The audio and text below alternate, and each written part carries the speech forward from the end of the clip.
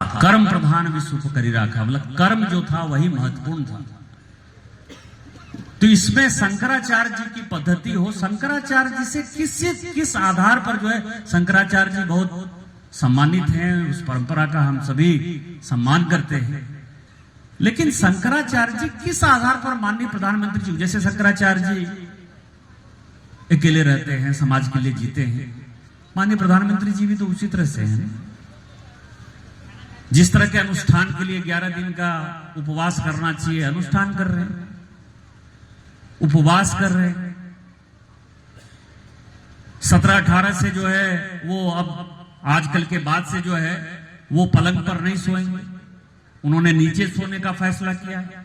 जो एक तपस्वी का जिंदगी है वही होता है। और मैं इसलिए ये बातें कहता हूं कि जैसे आज ही मैंने अपने सोशल मीडिया पोस्ट पर लिखा है कि ये जो पूरा इलाका है ये अंग प्रदेश का इलाका है, और अंग प्रदेश के इलाके में जाति कहां खत्म थी उससे आप ये समझिए कि भगवान राम की एक ही सिस्टर थी, एक ही बहन थी, शांता।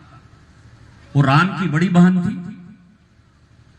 और उनको जो है दत्तक पुत्री के नाते उनके साढ़ू ने, कौशल्या माता ने अपनी बेटी को, अपनी बहन को पाल, क्योंकि कहा जाता है ना मरा माए जिया मौसी, यानी मां से ज्यादा इंपॉर्टेंट मौसी थी। इसके आधार पर आप समझिए राजा दशरथ और कौशल्या ने अपनी बेटी शांता को पालन पोषण के लिए दत्तक पुत्री के नाते इसी अंग प्रदेश में, इसी भागलपुर में भेज दिया था। उनके साढ़ू रोमपाद जो है वो यही भागलपुर के राजा थे, अंग के राजा थे।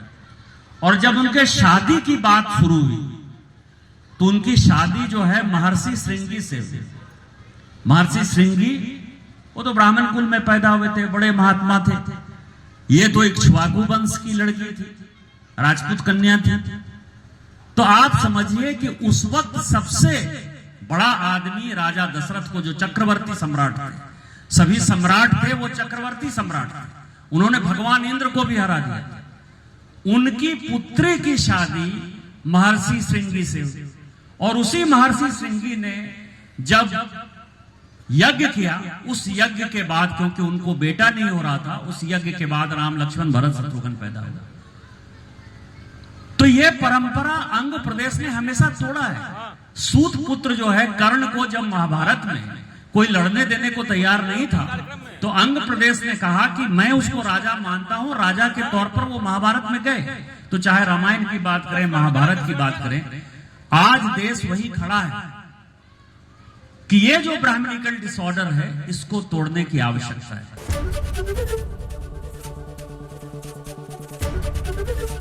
एबीपी गंगा, खबर आपकी, जुबान आपकी।